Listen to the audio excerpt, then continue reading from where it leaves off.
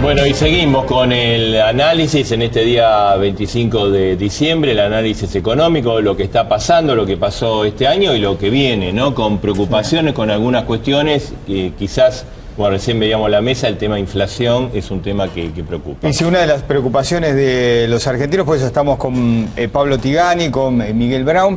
Tigani, recién hablamos con Ratazzi, con De Llenado y con Echeverre. En el marco de esta inflación, ¿es posible hablar de un acuerdo de precios y salarios en la Argentina?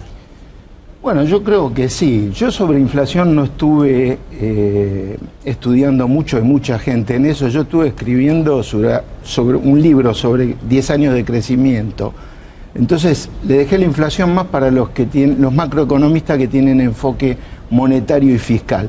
Yo creo que sí ha sido posible en el año 73, que ustedes seguro recordarán, y yo también, se logró un acuerdo, una concertación, y duró un año con mucho éxito. Después, evidentemente, había problemas políticos y no estaba consolidada la democracia de tal manera que no estuviera amenazada por aquellos que no estaban conformes con tener de vuelta a Perón en el país. ¿Pero usted ve que eso es un mecanismo que el gobierno podría utilizar para por lo menos ir bajando gradualmente una inflación que, bueno, preocupa, ¿no? Claramente, es un mecanismo que temporariamente puede ser útil y que mientras llegan las soluciones de fondo, que seguramente deben de estar implementando Kapitanich y Kicillof, que llegan bien a fin de año, llegan creciendo 4 o 5%, como les dije en el primer programa de este año, que era el cálculo que teníamos nosotros, llegan con una inflación que es alta, pero que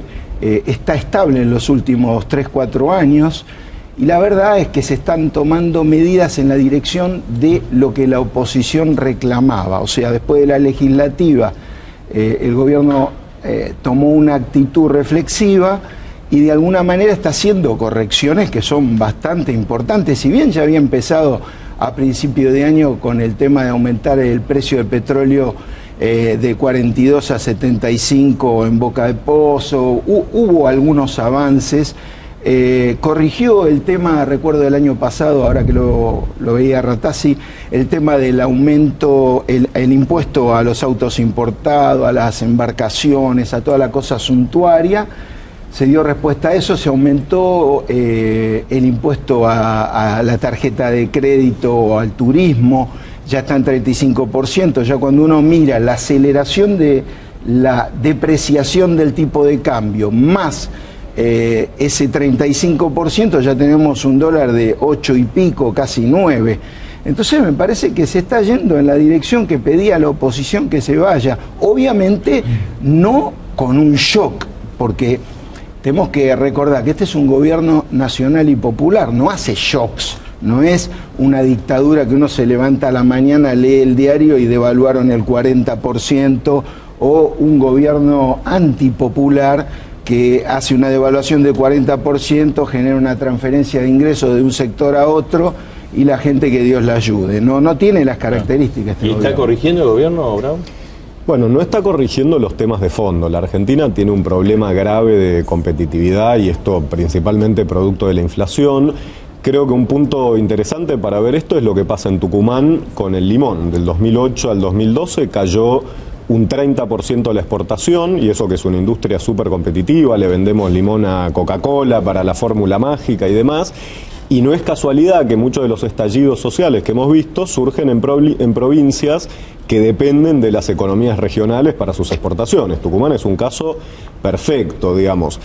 Y es cierto que el gobierno está tomando algunas medidas, sobre todo hubo mucho optimismo, creo que con la llegada de Kapitanich, que iba a corregir algo el problema de la inflación, que iba a tratar de moderar los subsidios y demás, pero en la práctica se encontró con una situación más caótica de lo que pensábamos. La paritaria policial, digamos que le ha puesto algún freno a eso.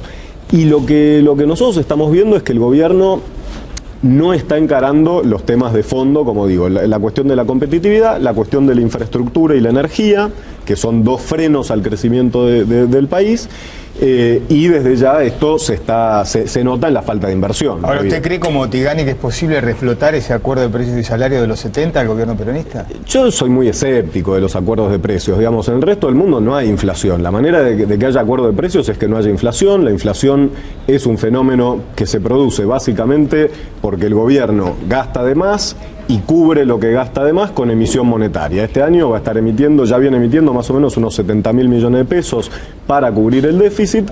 En tanto eso se mantenga, va a ser imposible que baje la inflación. O sea,